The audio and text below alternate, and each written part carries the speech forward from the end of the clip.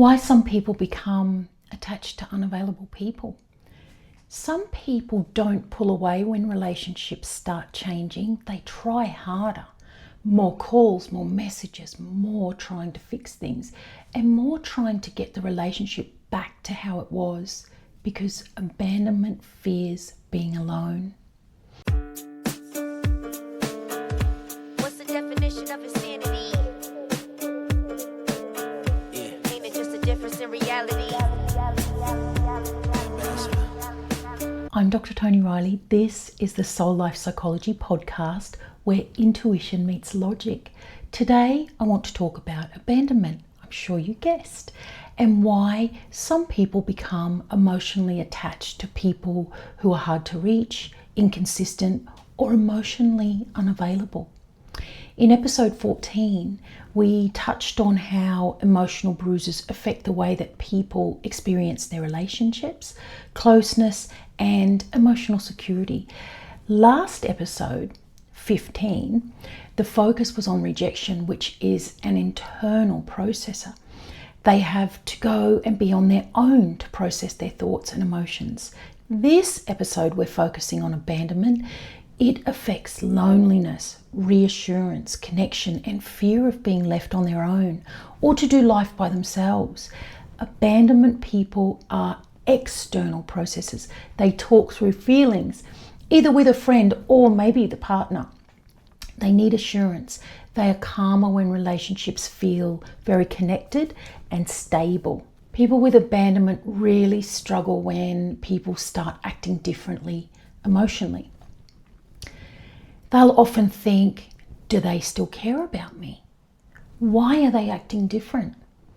Why haven't they called me back?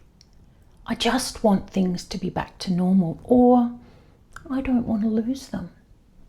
This is why people with abandonment struggle with emotionally unavailable people. People with strong rejection would seem unavailable to someone with abandonment. They might even accuse that person of ghosting them or giving them the silent treatment, because when someone pulls away, abandonment tries harder to reconnect, to bring them back in. They call more, message more. They're trying to fix the relationships and they ask for reassurance more often. Their behavior is simply trying to stop the relationship from falling apart. So here's what that might look like in real life. Repeatedly calling or messaging, asking if everything's okay. Is everything okay? They ask over and over. Becoming emotional when someone becomes cold or distant. They're struggling when communication changes. They're very tuned in to changes.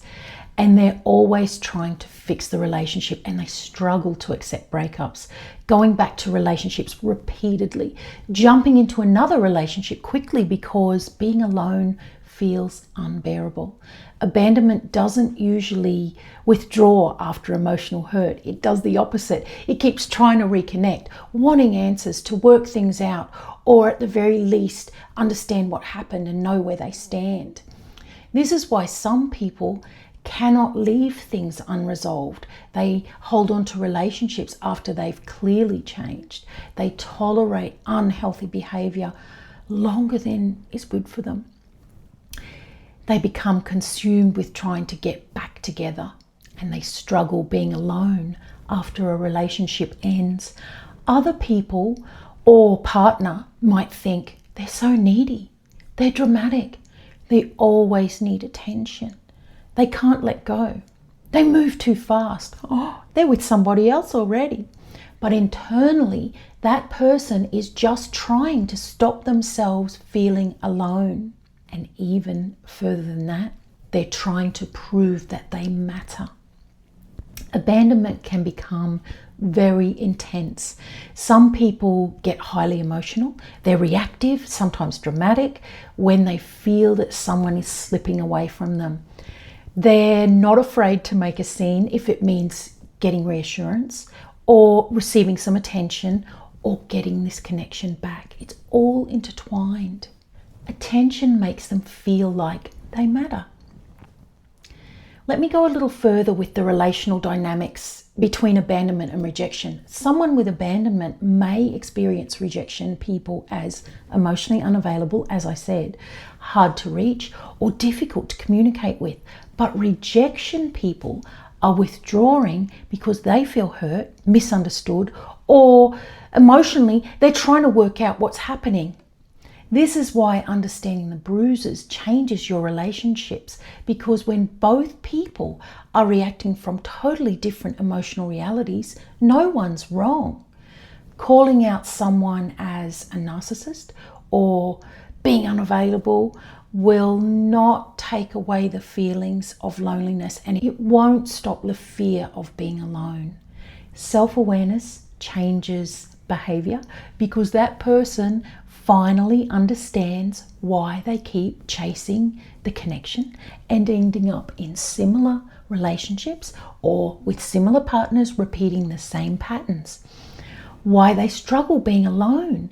It starts to make sense why reassurance feels so important and why they keep trying to restore relationships even after their use-by date is up. They start to understand why they get emotional when people leave.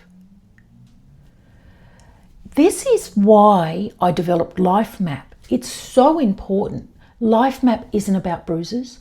It is about understanding who you are and why you're here. Life Map outlines your personality, your nature, your strengths, your emotional tendencies, your relationships, your life mission. It's the blueprint that you were born with. People spend so much time trying to fix themselves without first understanding themselves, or they think they're flawed when they're not. Life Map helps people to really recognize who they are clearly and understand why they're here. Life Map Foundations is starting on June 22nd. I'm taking in new students. You're all welcome. Your life map is one of the most important things to know to understand yourself, understand your partner, your family members, your kids, or even work colleagues. It is the best tool professionally for anyone who works with people and on a personal level for every single one of us. You can check the website, tonireillyinstitute.com, or email me, Dr. Toni at tonireillyinstitute.com if you're feeling it. Come and learn Life Map. It's absolutely brilliant. Back to abandonment. Your behavior makes sense once you understand what emotionally affects you. What emotionally affects you most deeply. You might already know what you're scared of, but the trick then is to know why others respond differently. When you understand why there is tension or disconnection with some people, you also become empowered by knowing if certain relationship dynamics are compatible with you or will always be the cause for feeling unfulfilled or in fear. Then you can make informed choices about whether you're holding on or letting go. Let's do a practical takeaway. I want you to ask yourself, when somebody starts pulling away from you, do you let them go? Or do you try harder to hold on to the relationship? When relationships begin changing, do you withdraw? Or do you keep trying to connect? Understanding your emotional reality changes how you see yourself. Let's look towards next episode. We are exploring why some people become super self-conscious, worrying about how they're perceived by others, worrying what other people think of them. It's the bruise of humiliation that affects self-expression. It's around shame and guilt and the fear of being judged. These people change themselves to avoid criticism or anyone disapproving of them. And over time, their people-pleasing changes them so much that they, in some ways, forget who they really are. And they oppress their own freedom to be themselves. It will be a really insightful episode, I promise. If the episode, this one that we just did, raised questions for you, there's a link in the show notes where you can submit questions, share your story. Self-awareness is the ultimate activism. I'll see you in the next episode. definition of insanity? Ain't it just a difference in reality?